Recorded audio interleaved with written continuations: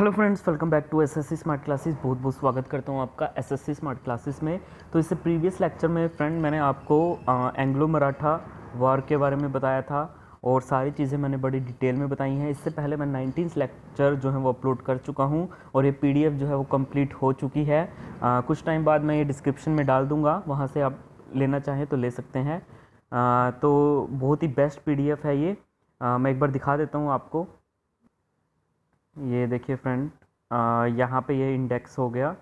Index में मतलब इसमें आपको हैंड रिटन नोट्स इस तरह से मैंने प्रोवाइड किए हुए हैं कि आपकी 95% अगर एग्ज़ाम में क्वेश्चन आते हैं, एक्सेप्ट आईएएस एग्ज़ाम। यूपीएससी के भी काफ़ी सारे एग्ज़ाम होते हैं जो इसमें से पूछे जाएंगे आपके, चाहे एनडीएस हो, सीडीएस हो।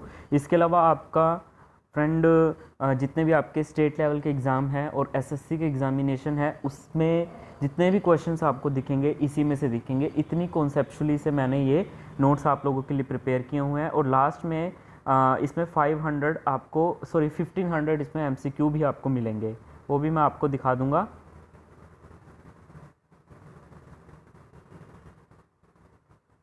मतलब ये नोट्स को पढ़ के आपको जो है वो कंप्लीट और थोरली कॉन्सेप्चुअली आपको नॉलेज हो जाएगी। और वीडियोस जो हैं वो सारी कंप्लीट मैं आप लोगों के लिए बनाऊंगा। टोटली ये वीडियोस फ्री ऑफ कॉस्ट आप लोगों के लिए रहेंगी। ठीक है, 2 महीने से मैं लगातार दिन रात मैंने एक की हुई है इस पीडीएफ को आप लोगों के लिए बनाने में। अब वीडियो को शुरू कर लेते हैं।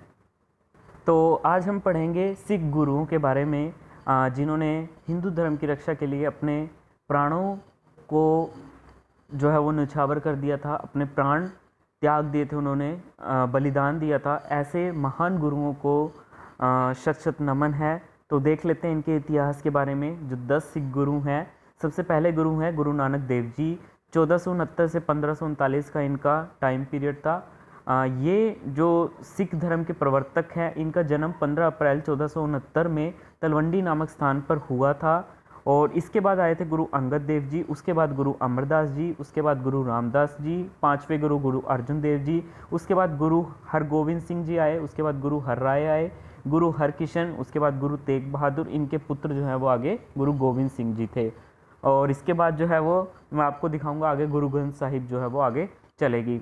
तो ये गुरु नानक देव जी के बारे में जान लेते हैं। देखिए, इनका जो जन्म है 15 अप्रैल 1469 में तलवंडी नामक स्थान पर हुआ था। और नानक जी के पिता का जो नाम है वो कल्याण चंद या मेहता कालू था। सिख धर्म की उन्होंने स्थापना की थी। और माता का नाम जो था वो तृप्ता था। और इनके जन्म के बाद तलवंडी का नाम जो है वो ननकाना पड़ा। वर्तमान में ये जगह पाकिस्तान में है। इनका विवाह नानक का जो विवाह हुआ था वो नानक सुलखनी के साथ हुआ था। इनके 2 पुत्र थे, श्रीचंद व लक्ष्मी चंद। उन्होंने करतारपुर नामक एक नगर बसाया जो पाकिस्तान में है। इसी स्थान पर सन 1539 को गुरु नानक जी का देहांत हुआ।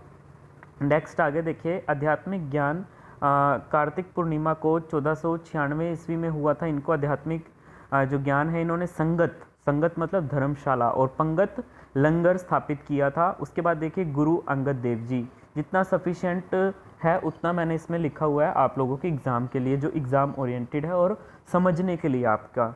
तो आगे देखिए, 1539 से 1552 का इनका टाइम पीरियड था गुरु अंगद देव जी का। सेकंड गुरु थे गुरु नानक देव ने अपने दोनों पुत्रों को छोड़कर उन्हें अपना उत्तराधिकार बनाया था। उनका जन्म फिरोजपुर पंजाब में 31 मार्च 1504 को हुआ था। इनके पिता का नाम जो था वो फैरू जी था, इनके पिता का नाम, और जो पेशे से व्यापारी थे। उसके बाद देखिए, इनकी माता का नाम माता रामोजी था। गुरु अंगद देव जी को लहिणी जी के नाम से भी जाना जाता है, मोस्ट इम्पोर्टेंट है। इनको पंजाबी लिपि गुरुमुखी, ठीक है, मतलब ये पंजाबी लिपि गुरुमुखी के जन्मदाता है। गुरु अंगद देव जी का विवाह किवी नामक महिला से हुआ था। इनकी 4 संतान हुई, जिसमें 2 पुत्र और पुत्री थी। उनके नाम दासू व दातू और 2 पुत्रियों के नाम अमरो व अनोखी थी। यह लगभग 7 साल गुरु नानक देव जी के साथ रहे। फिर सिख पंथ की गद्दी इन्होंने संभाली। वह सितंबर 1539 से लेकर 1552 तक गद्दी पर आसीन रहे। गुरु अंगद देव जी ने जात पात के भेद से हटकर लंगर प्रथा स्थायी रूप से चलाई व पंजाबी भाषा का प्रचार शुरू किया। मतलब अब इन्होंने क्या किया, एक परमानेंट तरीके से ये जो लंगर की प्रथा है ये स्थायी रूप से चलाई, ठीक है, और पंजाबी भाषा का प्रचार किया। अगले गुरु हैं गुरु अमरदास 1552 से 74 का टाइम पीरियड था। तीसरे गुरु थे, उन्होंने 61 साल की उम्र में गुरु अंगद देव जी को अपना गुरु बनाया था। वह लगातार 11 वर्षों तक उनकी सेवा की। उनकी सेवा व समर्पण को देखते हुए गुरु अंगद देव जी को उन्हें गुरु गद्दी सौंप दी। देहांत इनका हुआ 1 सितंबर 1574। देखिए अभी तक हम क्या देखते आ रहे हैं कि जो गुरु नानक देव जी जो सिखों के फर्स्ट गुरु हैं सिख धर्म के, तो उसके बाद आगे उनके बेटे नहीं बैठते गद्दी पर, आगे कोई और बैठते हैं, फिर आगे कोई और गुरु बैठते हैं। ठीक है, यहाँ पे भी उन्होंने आगे अपने बेटों को नहीं बनाया। तो उनकी सेवा व समर्पण को देखते हुए गुरु अंगद देव जी को उन्हें गुरु गद्दी सौंप दी। देहांत कब हुआ? 1 सितंबर 1574 में। इन्होंने सिख धर्म को धर्म की कुरीतियों से मुक्त किया। उन्होंने सती प्रथा का बहुत ज़्यादा विरोध किया। उन्होंने अंतर जातीय विवाह को बढ़ावा दिया। ठीक है, इंटरकास्ट जो मैरिजेस होती हैं वे विधवाओं के पूर्ण विवाह की अनुमति दी। ये इनके मेन जो थे कामकाज थे जो इन्होंने किए थे। उसके बाद देखिए गुरु रामदास जी 1574 से 1581 इनका टाइम पीरियड था। चौथे गुरु थे। इन्होंने गुरुपद 1574 में प्राप्त किया था। जो गुरुपद है जन्म लाहौर में हुआ था। ये सिखों के तीसरे गुरु अमरदास के दामाद थे। ठीक है, तीसरे गुरु अमरदास के ये दामाद थे। आगे देखिए, जब गुरु रामदास बाल्यावस्था में थे तभी उनकी माता का देहांत हो गया था। 7 वर्ष की आयु में पिता का भी निधन हो गया था। गुरु रामदास की सहनशीलता, नम्रता व आज्ञाकारिता के भाव को देखकर गुरु अमरदास जी ने अपनी छोटे बेटे की शादी इनसे कर दी। तो गुरु रामदास ने 1570 ईस्वी में अमृत सरोवर नामक एक नगर की स्थापना की। ये बहुत इंपॉर्टेंट है, अमृत सरोवर नामक एक नगर की जो है वो स्थापना की, जो आगे चलकर अमृतसर के नाम से प्रसिद्ध हुआ। ये बड़े साधु स्वभाव के व्यक्ति थे। इस कारण सम्राट अकबर भी उनका बहुत ज़्यादा सम्मान करते थे। गुरु रामदास के कहने पर अकबर ने 1 साल पंजाब से लगान नहीं लिया था। आगे देखिए गुरु अर्जुन देव जी के बारे में हम पढ़ेंगे। तो आगे जो 5वें गुरु हैं गुरु अर्जुन देव जी 1581 से 1606 इनका टाइम पीरियड। तो 5वें गुरु थे। जन्म इनका 15 अप्रैल 1563 को हुआ था। ये चौथे गुरु जी के पुत्र हैं गुरु अर्जुन देव। ठीक है, ये इंपॉर्टेंट है, बहुत बार पूछा गया एग्जाम में। 1581 एडी में गद्दी पर बैठे। उन्होंने अमृत सरोवर का निर्माण कराकर उसमें हर मंदिर साहब स्वर्ण मंदिर का निर्माण करवाया, जिसकी नींव सूफी संत मियाँ मीर के हाथों से कराई गई थी। इन्होंने सिखों के धार्मिक ग्रंथ आदि ग्रंथ की रचना की थी। ये बहुत ज़्यादा इंपॉर्टेंट है, इन्होंने सिखों के धार्मिक ग्रंथ आदि ग्रंथ की रचना की थी। देखिए कुछ भी आपको जो है वो नोट्स बनाने की ज़रूरत नहीं है, ऑलरेडी सारी चीज़ें मैंने एक स्टोरी वाइज बनाई हुई हैं आप लोगों के लिए। इनकी मृत्यु 30 मई 1606 को हुई थी। जहांगीर ने इन्होंने फांसी दी थी।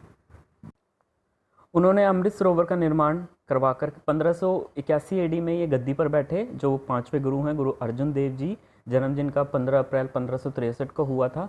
तो इन्होंने अमृत सरोवर का निर्माण करवाकर उसमें हर मंदिर साहब स्वर्ण मंदिर का जो है वो निर्माण करवाया, जिसकी नींव सूफी संत मियाँ मीर के हाथों से कराई गई थी। ठीक है, सिखों के जो धार्मिक ग्रंथ है ना आदि ग्रंथ, उसकी इन्होंने रचना की। इनकी मृत्यु 30 मई 1606 को हुई थी। जहांगीर ने इनको फांसी दी थी खुसरो की हेल्प करने के लिए। ठीक है, जहांगीर का जो आगे ठीक है एक वंशज में था, इसके बाद खुसरो, ठीक है मुगल वंशज, तो उन्होंने जो है वो इसकी हेल्प करने के लिए इनको फांसी की सज़ा जो है वो दे दी थी जहांगीर ने। उसके बाद देखिए गुरु गोविंद सिंह 1606 से 1645 इनका टाइम पीरियड था। 6th गुरु जो थे ये 5th गुरु के पुत्र थे। इन्होंने ही सिखों को अस्त्र शस्त्र का प्रशिक्षण ट्रेनिंग लेने के लिए प्रेरित किया। वह सिख पंथ को योद्धा जो था वो चरित्र प्रदान किया। ठीक है, सिख जो संप्रदाय है उनको योद्धा चरित्र प्रदान किया। वे स्वयं एक क्रांतिकारी योद्धा थे, तभी इन्होंने अस्त्र शस्त्र का जो प्रशिक्षण लेने के लिए प्रेरित किया गया। ठीक है, तो स्वयं एक क्रांतिकारी योद्धा थे। वे 5वें गुरु अर्जुन दास को जब उनको फांसी की सज़ा हुई थी तो उसके बाद इनको गद्दी जो है वो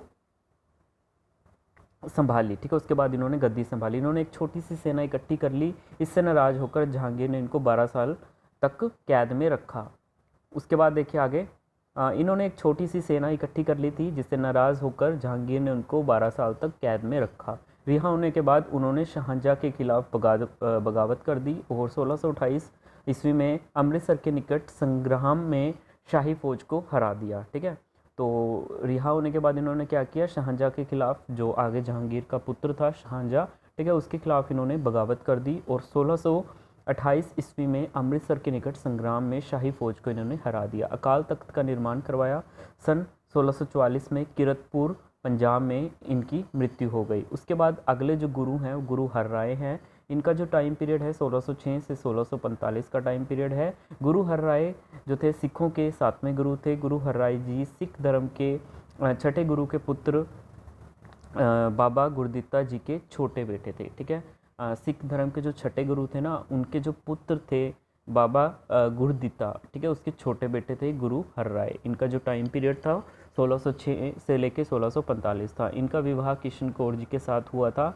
उनके दो पुत्र गुरु राम राय जी और हरकिशन साहिब जी थे। गुरु हरराय ने मुगल शासक औरंगजेब के भाई द्वारा गुरु हरराय ने मुगल शासक औरंगजेब के भाई दारा शिकोह, औरंगजेब का ही भाई था ना दारा शिकोह, की विद्रोह में मदद की थी गुरु हरराय ने। और गुरु हरराय की मृत्यु सन 1661 ईस्वी में हो गई थी।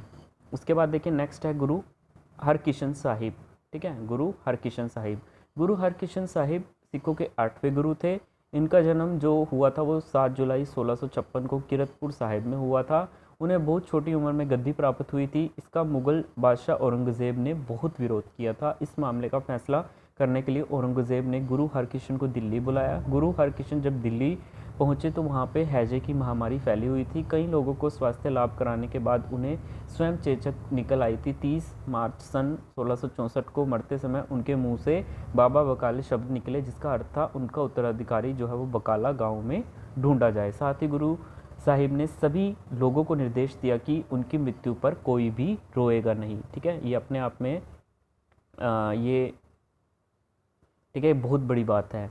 उसके बाद देखिए गुरु तेग बहादुर जी 1664 से 1675 का जो इनका टाइम पीरियड था। तो गुरु तेग बहादुर सिंह का जन्म 18 अप्रैल 1621 को पंजाब के अमृतसर नगर में हुआ था। सिखों के 9वें गुरु थे। गुरु तेग बहादुर सिंह ने धर्म की रक्षा और धार्मिक स्वतंत्रता के लिए अपना सर्वस्व न्यौछावर कर दिया और सही अर्थों में हिंद की चादर कहलाए। तो बहुत इंपॉर्टेंट है ये वाला पार्ट कि हिंद की चादर जो है वो कौन खिलाए थे, ये कहलाए थे आपके गुरु तेग बहादुर जी। उस समय मुगल शासक जबरन लोगों का धर्म परिवर्तन करवा रहे थे। इससे परेशान होकर कश्मीरी पंडित गुरु तेग बहादुर के पास आए और उन्हें बताया कि किस प्रकार इस्लाम को स्वीकार करने के लिए उन पर अत्याचार किया जा रहा है। इसके बाद उन्होंने पंडितों से कहा कि आप जाके औरंगजेब से कह दें कि यदि वो गुरु तेग बहादुर ने इस्लाम धर्म ग्रहण किया तो उसके बाद हम भी इस्लाम धर्म तभी जो है वो ग्रहण करेंगे, और यदि आप गुरु तेग बहादुर जी से इस्लाम धर्म नहीं करवा पाए, धारण नहीं करवा पाए, तो हम भी इस्लाम धर्म जो है वो धारण नहीं करेंगे। तो गुरुजी ने औरंगज़ेब ने ये चुनौती जो है गुरु जी की एक्सेप्ट की। तो उसके बाद देखिए वे औरंगज़ेब के दरबार में गए। औरंगज़ेब ने उन्हें तरह तरह के लालच दिए, पर गुरु तेग बहादुर जी नहीं माने और उन पर बहुत जुल्म ढाए। उन्हें कैद कर लिया गया।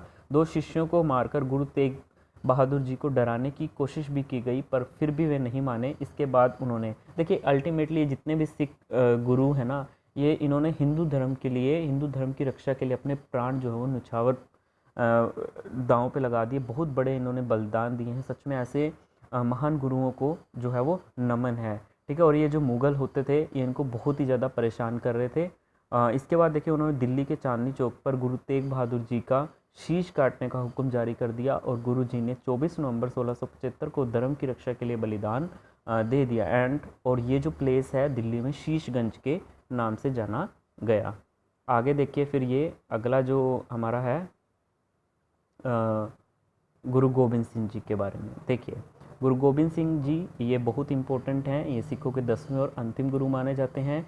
इनका जो जन्म है वो 22 दिसंबर 1666 ईस्वी को पटना में हुआ। पहला और जो लास्ट गुरु है बहुत ज़्यादा इंपॉर्टेंट है। इनके आपको माता पिता के नाम और इनका जन्म कहाँ पर हुआ था वो बहुत इंपॉर्टेंट है। तो गुरु गोबिंद सिंह जी का जो जन्म है वो 22 दिसंबर 1666 ईस्वी को पटना में हुआ था, बिहार में। और वे 9वें गुरु जो थे तेग बहादुर जी के पुत्र थे। उनको 9 वर्ष की उम्र में ही गुरुगद्दी मिल गई थी। गुरु गोबिंद सिंह के जन्म के समय देश पर मुगलों का शासन था। गुरु गोबिंद सिंह जी ने धर्म, संस्कृति व राष्ट्र की आन बान और शान के लिए अपना सब कुछ न्यौछावर कर दिया। उन्होंने अपने पिता का बदला लेने के लिए तलवार हाथ में उठाई थी। उनके बड़े पुत्र बाबा अजीत सिंह और एक अन्य पुत्र बाबा जुझार सिंह ने चमकौर के युद्ध में शहादत प्राप्त की थी, ठीक है। जबकि छोटे बेटों में बाबा जोरावर सिंह और फतेह सिंह को मुगलों ने जिंदा दीवार में चुनवा दिया था। And this was done by the order of Mughal governor Wazir Khan. इन्होंने खालसा पंथ की स्थापना की। कब की खालसा पंथ की स्थापना? 1699 में। ये भी बहुत इंपॉर्टेंट क्वेश्चन है, काफ़ी बार एग्जाम में पूछा गया है। देखिए जितनी भी बातें मैंने इसमें पीडीएफ्स में लिखी हैं और जो आपको 1500 एमसीक्यू मिलेंगे, ये कम्प्लीटली आपकी हिस्ट्री को इतना, मतलब मैंने बहुत ही अच्छी जितना भी बेस्ट मटेरियल है एनसीईआरटी का या बेस्ट लेक्चर्स हैं और बेस्ट कंटेंट है, सारा इसमें मैंने यहाँ पे डाला हुआ है। ये पीडीएफ बहुत ज़्यादा इंपॉर्टेंट है, यकीन मानिए इस पीडीएफ से आपकी हिस्ट्री बहुत ज़्यादा स्ट्रॉन्ग हो जाएगी। इसमें सिर्फ फैक्ट्स नहीं, मैंने स्टोरीज भी लिखी हुई हैं। इन्होंने सिख को केश, कंघा, कृपाण, कच्छ और कड़ा रखने की जो है वो ठीक है रखने की कहा इन्होंने, ठीक है। सिखों को केश, कड़ा, कंघा, कृपाण, कच्छ और कड़ा, ठीक है। यहाँ पे आप 5 केस देख लेते हैं। उसके बाद देखिए बाद में गुरु गोविंद सिंह ने गुरु प्रथा समाप्त कर गुरु ग्रंथ साहिब को ही एकमात्र गुरु मान लिया, ठीक है। इसके बाद गुरु ग्रंथ साहिब को ही उन्होंने अपने जो गुरु हैं आगे, ठीक है, वो उनके गुरु होंगे गुरु ग्रंथ साहिब जी। और 7 अक्टूबर 1708 एडी में, ये भी बहुत इंपॉर्टेंट है, गुरु जी ज्योति ज्योत समा गए, ठीक है। ये बहुत इंपॉर्टेंट है आपके यहाँ पे फिगर में आप देख सकते हैं। तो ये सिखों के बारे में मैंने आपको बताया। क्लास में एक छोटी सी बात है, जो एक तरीके से एक मोकरी कमेंट जो सिखों पर किया जाता है, ठीक है, तो उसके रिगार्डिंग है यहाँ पे, ठीक है, 12 बजे से रिगार्डिंग। तो देखिए ये बहुत गलत है, इस तरह का कमेंट नहीं करना चाहिए।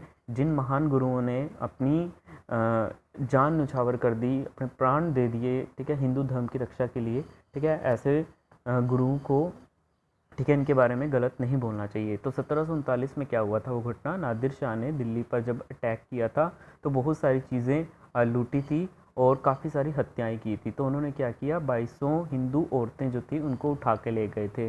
तो पूरे भारत में जो है वो एक तरीके से हड़कंप मच गया था। उसके बाद सिखों के जो सरदार थे जस्सा सिंह, उन्होंने क्या किया, हिंदू औरतों को छुड़ाने का फैसला किया। तब इन्होंने आधी रात को 12 बजे अपनी सेना के साथ मिलकर उन हिंदू औरतों को छुड़वाया, ठीक है। काफ़ी इन्होंने मतलब प्लानिंग के साथ ये सारा काम किया था और इन महिलाओं को इन्होंने एग्जीक्यूट भी करवाया था, ठीक है।